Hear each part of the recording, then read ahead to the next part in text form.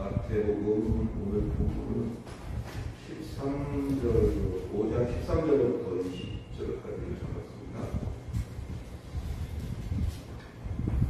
찾으셨는 줄로 알고 마태복음 5장 13절부터 20절까지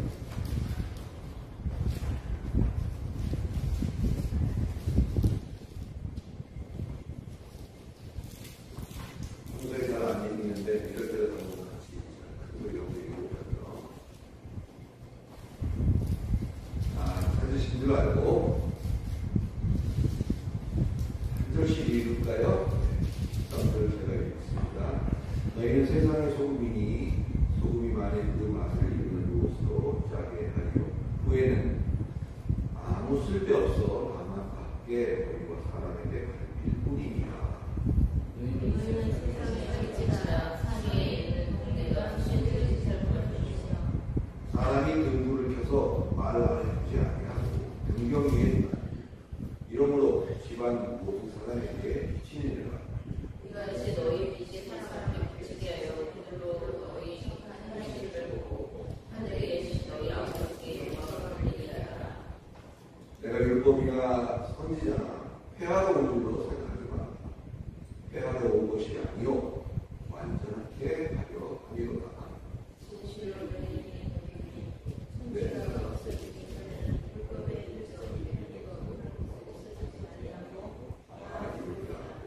그러므로 누구든지 이 계명 중에 지극히 작은 것 하나라도 버리고 또 그같이 사람을 가르치는 자는 천국에서 지극히 작다 일컬음을 받을 것이고 누구든지 이를 행하며 가르치는 자는 천국에서 크다 일컬음을 받으리라. 너희에게 이르노니 너희 의가 서기관과 바리새인보다 더 낫지 못하느냐. 이를 까먹고 천국에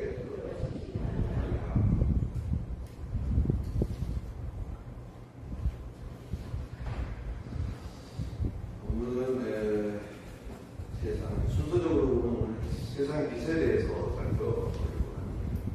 지난 시간에 우리가 다뤘던 소금과 오늘 이 빛은 대부분 거의 짝을 입어서 이렇게 다루고 이렇게 하는 부분이 있습니다. 그래서 지난주에 했던 것이 오늘도 다소 중복적으로 이렇게 언급이 될 수도 있겠지만 우리가 한번 그런 것을 전제로 한번 살펴보도록 하겠습니다. 땅의 소금과 마찬가지로 오늘 본문에서 말하고 있는 빛이라는 것 역시 앞으로 그렇게 될 것이다 라고 말하는 것이 아니고 이미 소금이고 이미 빛이라는 것을 선포하고 있다는 사실을 우리가 매우 중요시해야 합니다. 진정한 복이 뭐냐 8가지를 이렇게 쭉 예수께서 직접 입을 열어 가르쳐 가라사대 장본인이신 본인이 입을 열어서 가르치는 데 의미가 있다고 했죠.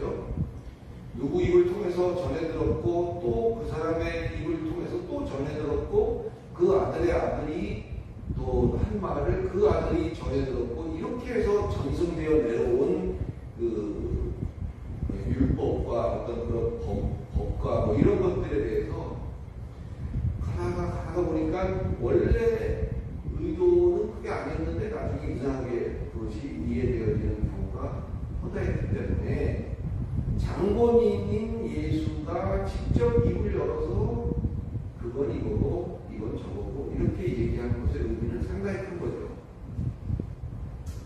그래서 그 진정한 복이 뭔지를 밝힌 후에 나온 것이 소금 얘기고 그다음에 빛의 얘기가 되는 거죠.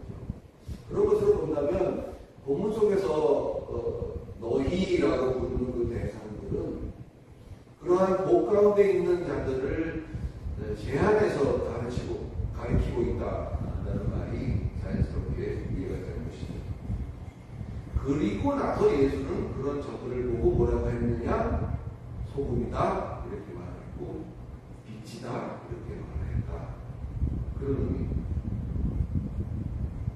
너희가 어찌어찌 하고 또 이리저리 하면 소금이 될 거다가 아니고 너희는 이미 소금이다 라고 단정적으로 선언하고 있다는 사실이 굉장히 의미가 깊어요.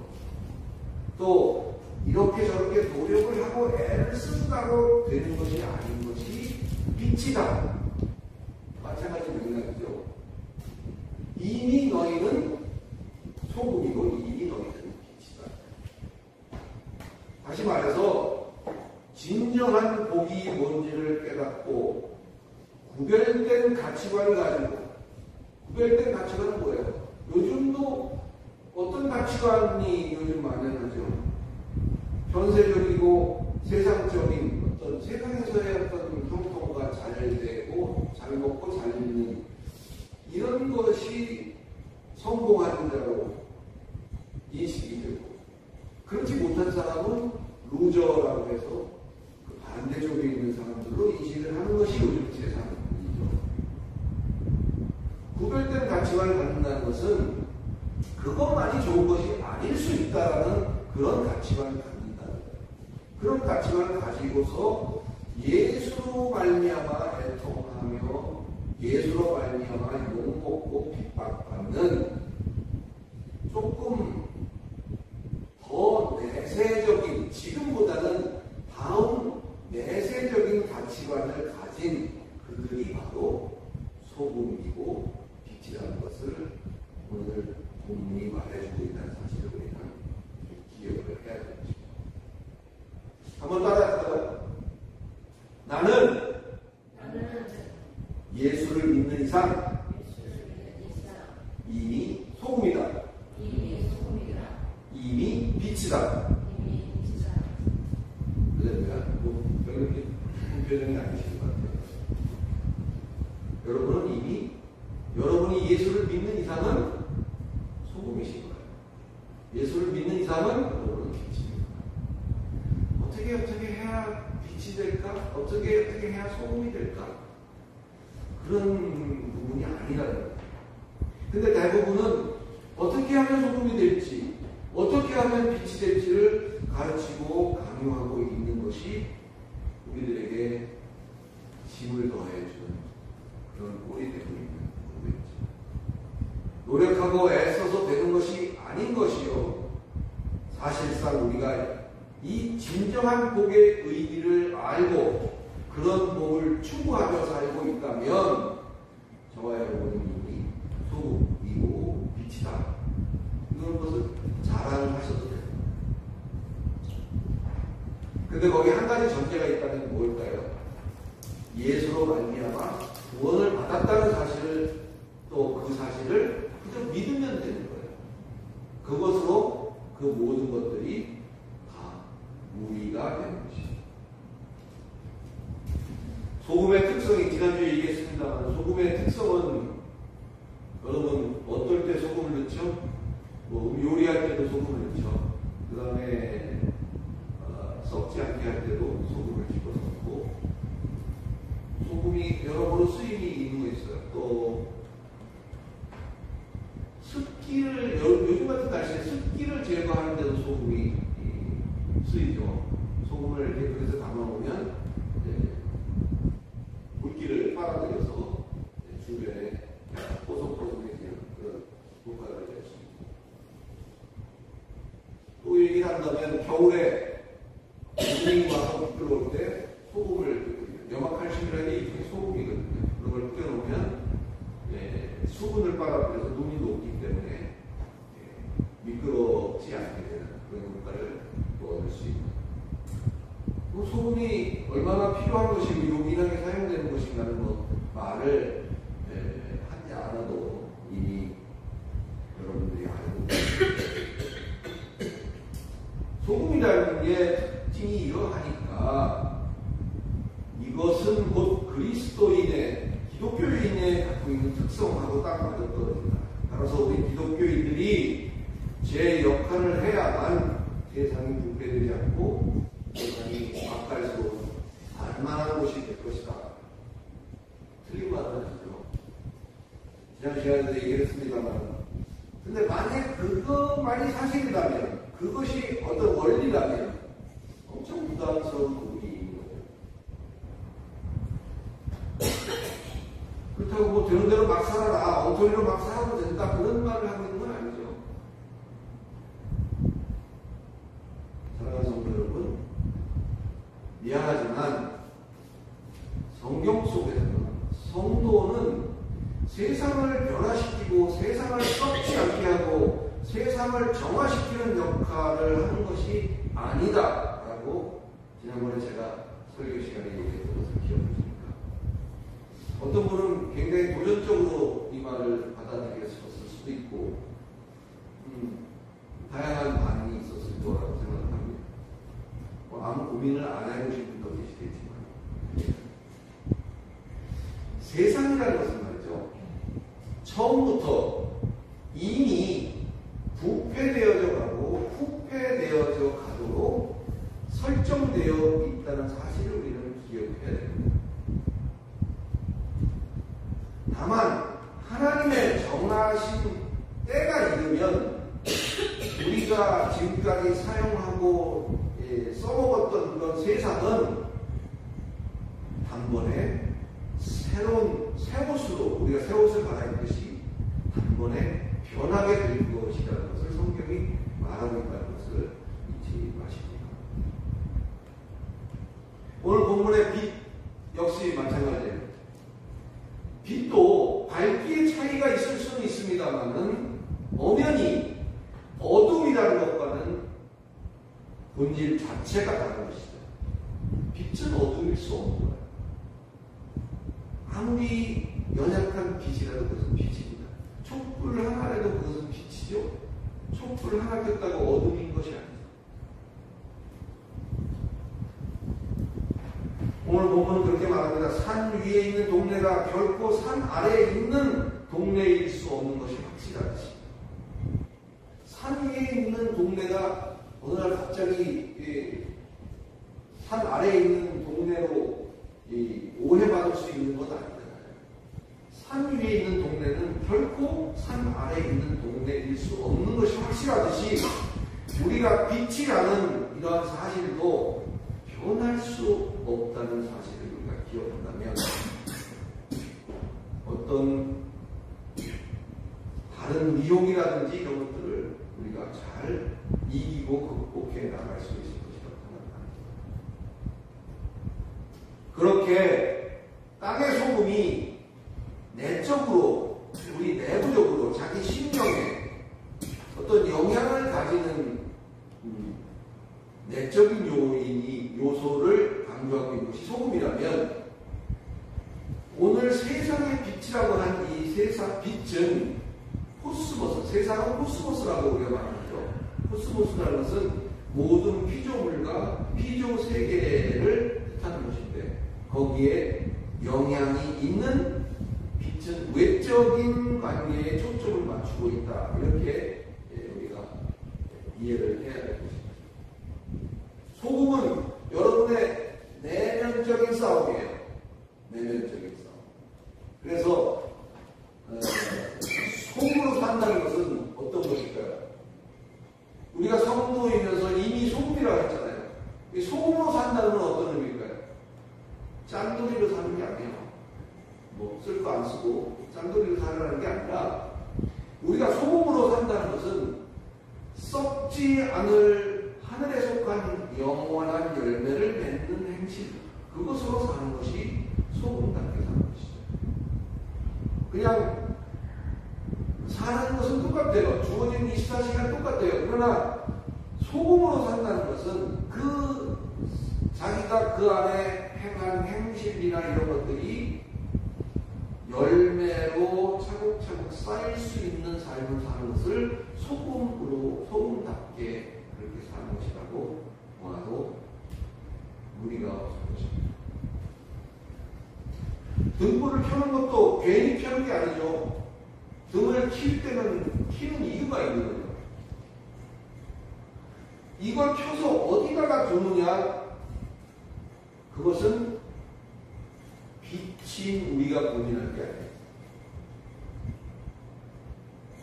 그 빛을 빛을 어디다 두는가는, 예를 들면 큰 이런 강당에다 둘 것인지, 조그만 골방에다 둘 것인지, 아니면 책상 밑에다 둘 것인지, 저기 높은 책상 위에다 둘 것인지, 그것은 현 사람이 그 용처를 알맞게, 용처에 맞게 그렇게 사용하실 것이잖아요.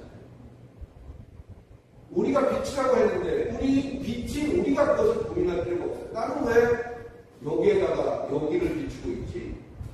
나는 왜 여기를 비추고 있지? 저 사람은 저기를 비추는 게 훨씬 내가 보기엔 좋아 보이는데 왜 나는 하필?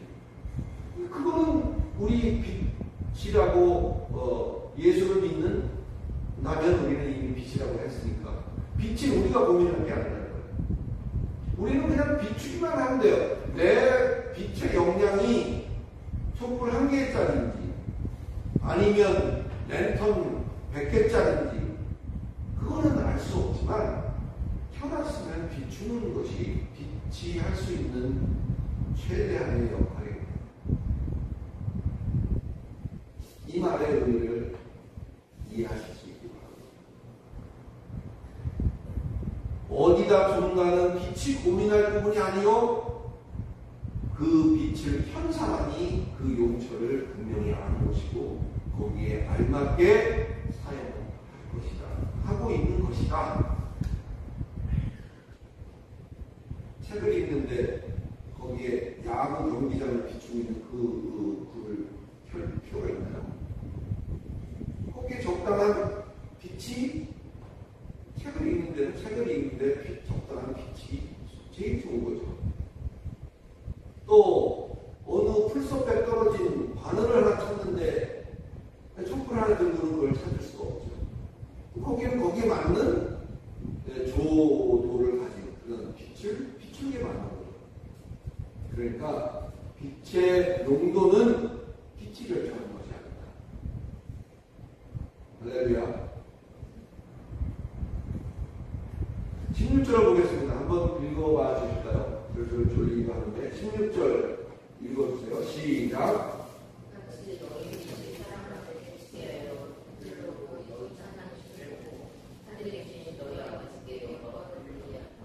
네. 16절에는 빛을 비추는 목적을 나타내고 있잖아요. 목적이 두 가지예요. 하나 뭐죠? 착한 행실을 보게 하려고 1번. 2번은 하나님 아버지께 영광을 돌리게 하려고. 두 가지 목적을 가지고 빛을 비추는 것입니다. 빛을 켜는 것입니다. 선행을 많이 해서 하나님을 욕먹이지 않아야 한다는 것도, 또 물론 좋은 일과 착한 일을 많이 해서 나쁠 거야 없겠지만, 고작 장본인이신 예수께서 입을 열어서 가르치는 것이 그냥 착한 일 많이 해라, 그런 얘기들을 하려고 예수가 입을 열었을까? 착한 행실에 대한 결의 차이를 우리는 인정해야 됩니다. 사람마다 각기 착하다는 기준이 다를 수 있어요. 사무엘서 12장 25절의 표현을 빌리자면, 하나님을 경외하고 하나님을 섬기기를 힘쓰는 것, 그것이 바로 선행이요, 그것이 착한 행실이요, 그것으로 아버지께 영광이 된다라고 피력을 하고 있습니다. 어떻게 하는 것이 착한 것인가? 내가 쓸 것을 아껴서 저 불쌍한 사람을 주는 행동, 착하죠. 착한 행동입니다. 요즘 보기 힘든 행동이에요. 그와 같은 선한 행실, 미담, 이런 것들이 뉴스거리가 되고 그런 이 시대를 우리는 살고 있지만, 좀 더 분명히 얘기를 하자면, 성경적으로 얘기를 하자면 어떤 것이 착한 행실이라고요?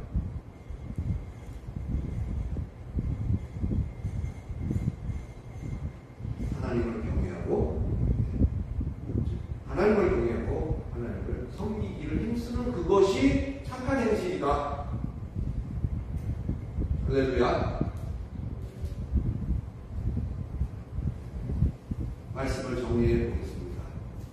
무엇보다도 중요한 것은 되고 빛이 되려고 노력한 것이 아니라, 만약에 그렇게 노력을 해야 한다면 그건 다시 말하면 자기의 남다른 노력과 자기의 남다른 의로움이 거기에 개입되어야 한다는 이야기인데, 그렇다면 과연 인간으로서 그걸 감당할 인간이 몇이나 되겠어요?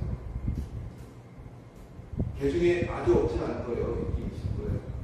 그러나 대부분의 사람들이 그러지 못하죠. 그런 노력을 어떻게 감당을 하겠냐. 그죠? 우리가 해야 될 것은 너무나 간단해요. 저와 여러분이 해야 될 것은 정말 내가 예수를 따라 함께 갈 수 있는 신앙이 있는가? 이것의 문제인 것을 얘들아 아시기를 예수 그리스도의 이름으로 축원합니다. 그게 중요한 거예요. 나는 내가 예수를 따라 함께 갈 수 있는 신앙에 도달했는가? 아니면 예수는 믿어야 되는 건 알겠는데 조금 그거보다 더 급한 일이 생기고 조금 더 그거보다 중요한 일이 생긴다면 또 순위가 바뀔 수도 있는, 뭐 그럴 수 있어요. 그러나 그것이 그 전체적인 신앙의 색깔을, 그런 신앙의 색깔을 가지고 있다면 한 번쯤 고민을 해봐야 될 그런 필요성이 있다. 사실을 시간에 여러분에게 알려드립니다. 이러한 사실이 점검되고 확인될 때에 내가 소금이라는 것과 내가 빛이라는 것은 나의 특권이 됩니다. 그래서 나의 영원한 열매가 되고 영광으로 연락될 수 있다는 사실을 우리가 믿고 우리가 일상 속에서 매 순간마다 이것을 적용해서 사는 그런 복된 자들이 되시기를 다시 한번 축원합니다.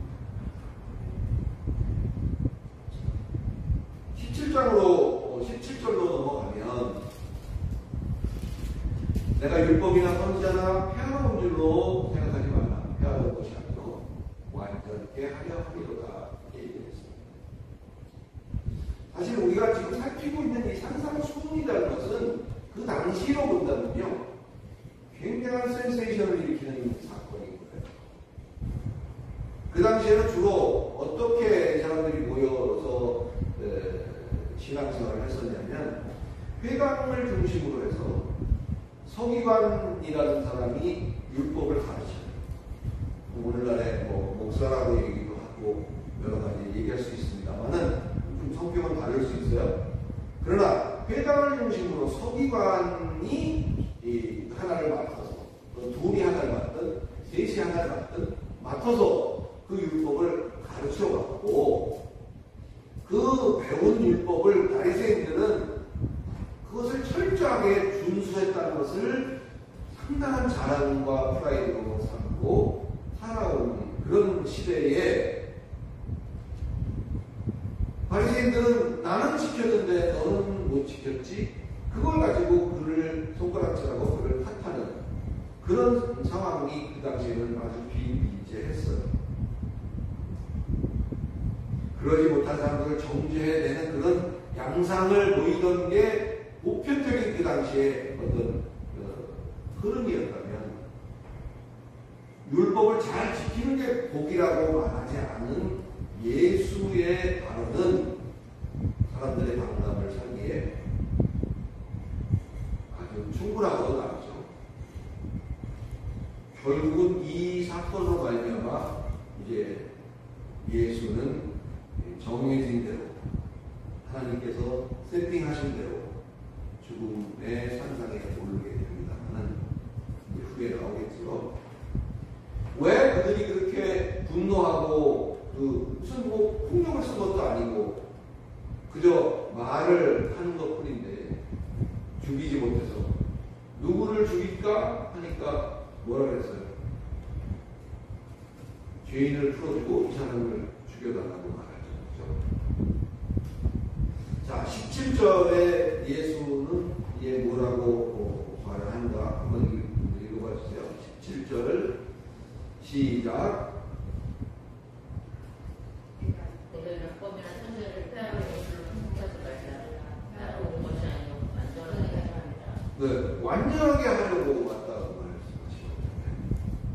네, 예수가 와서 그 일을 공생에서 사역을 시작하면서 그 사역의 성격은 개혁이 아니라는 것을 여기서 알 수가 있어요. 예수가 하시는 것은 개혁이 아닙니다. 보다 더 완성적으로 그 일을 마무리할 수 있도록 각기 지금 현재 놓여있는 그 상황에서 완전히 하는 것이지 모든 것을 싹 밀어버리고 리셋하는 것이 아니다. 해보신 분들은 아시겠지만 집을 짓는 것도 싹 밀어버리고 기초부터 다시 쌓고 다시 짓는 것이 훨씬 경제적이고 더 튼튼하게 집을 지을 수 있는 것인데 컴퓨터도 마찬가지죠. 그냥 확 밀고 새로 뭘 까는 것이 제일 쉽고 빠른 일이긴 해요. 그러나 그런 방법을 택하지 않는 것을 우리가 기억해야 됩니다. 18절을 읽어보면 어떤 느낌이 드십니까? 진실로 너희 이름이 천지가 없어지기 전에는 율법의 1.1획이라도 반드시 없어지지 아니하고 다 이루리라. 예수가 뭔가를 장담하고 맹세하는 것처럼 보이죠. 천지를 걸고 이루어질 것이다 라는 것을 맹세하는 것처럼 보이지만 그게 아닙니다. 정해진 기간 안에 지금껏 해왔던 이 모든 것들이 전부 완성된다라는 의미를 끌어내고 있다는 사실을 적습니다. 문제는 예수 때문에, 예수 무슨 얘기를 했죠? 율법을 중요하게 여기지 않는 것처럼 보이는 그 예수 때문에 과연 지금 우리가 행해왔던 수백 년을, 수천 년을 이어서 해왔던 이 율법이 어떻게 될 것이냐, 이루어질 것이냐 아니냐, 이것에 관심을 두고 있는 것이 아니고 율법은 반드시 지켜야 하고 이루어질 것이지만 얼마나 완성도 있게 이루어질 것이냐에 우리가 주목을 해야 한다는 것을 이 본문이 말해줍니다. 17절에 율법과 선지자라는 것은 율법으로 대변되는 것은 오경입니다. 모세 오경이 율법으로 대변되는 것이고 선지자로 대변되는 것은 그 외의 모든 기록.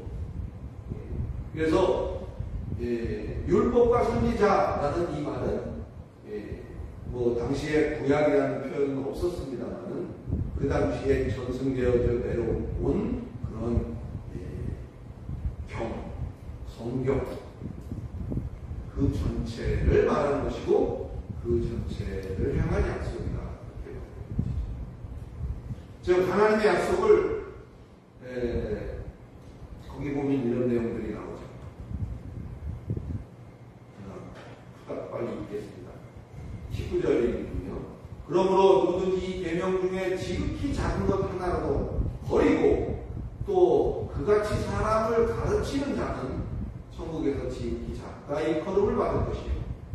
누구든지 이를 거기다가 그대로 이런 말을 보시고 누구든지 이를 그대로 행하며 가르치는 자는 천국에서 크다 일컬음을 받을 것이다. 내가 너에게 이르노니 너희 의가 서기관과 바리새인보다 더 갖지 못하면 결단코 천국에 들어가지 못하리라.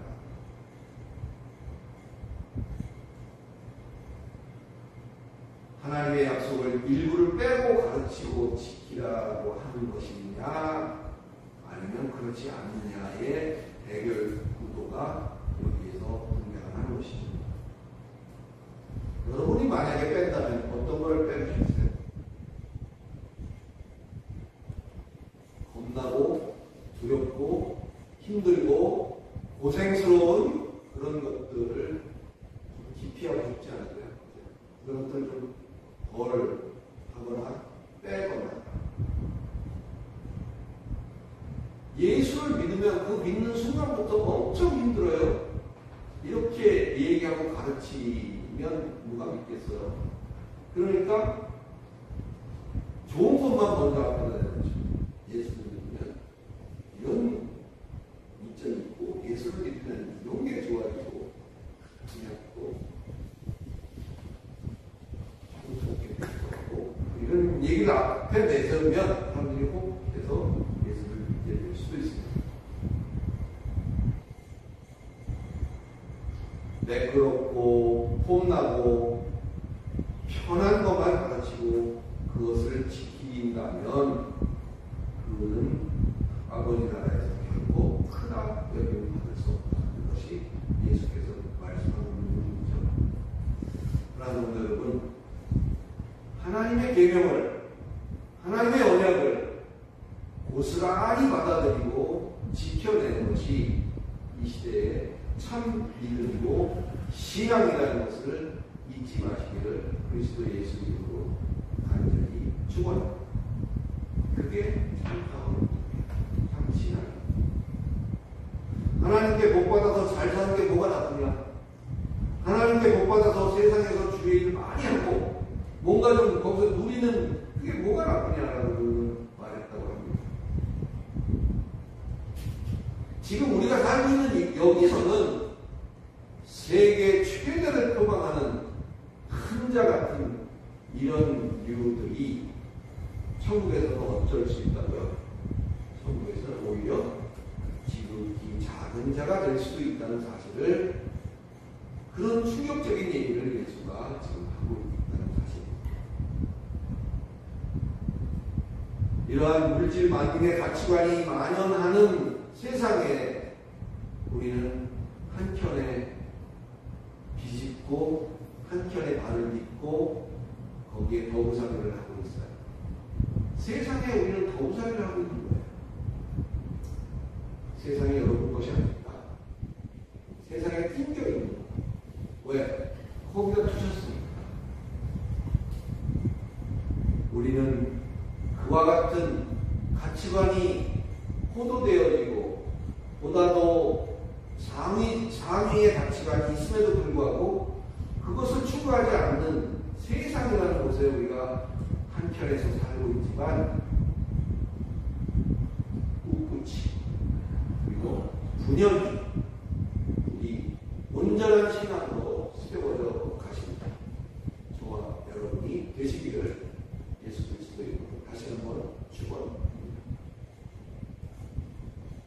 그게 바로 여기 앉아있는 여러분.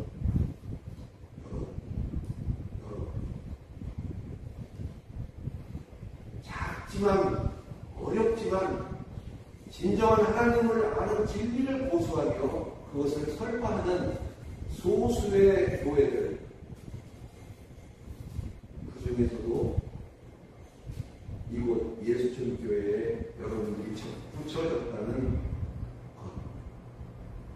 그것이 바로 여러분이 가지고 있는 최대의 장점이 아니겠는가, 그런 생각을 하면서 여러분, 그것이 여러분의 프라이드고 자랑이 좀 더 여러분을 솔선하여 움직이게 할 수 있는 원동력이 되게 되시기를 간절히 바랍니다. 기도하겠습니다. 거룩하신 하나님, 은혜를 감사합니다.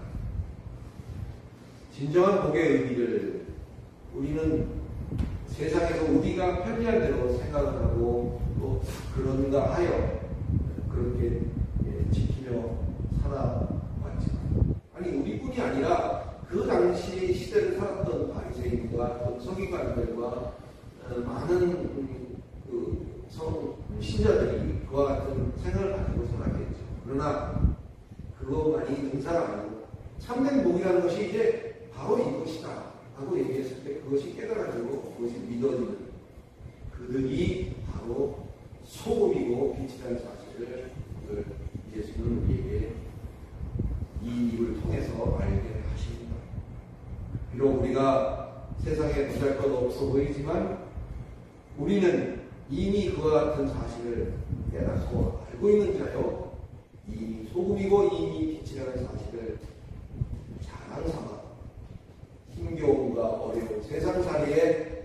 새롭게 매진한 복된 하나님의 백성들 다 되도록 주께서 도와주시고 때를 따라 인도해 주시고 때를 따라 위로해 주시는 놀라운 역사가 있게 하여 주시옵소서. 예수 그리스도 이름으로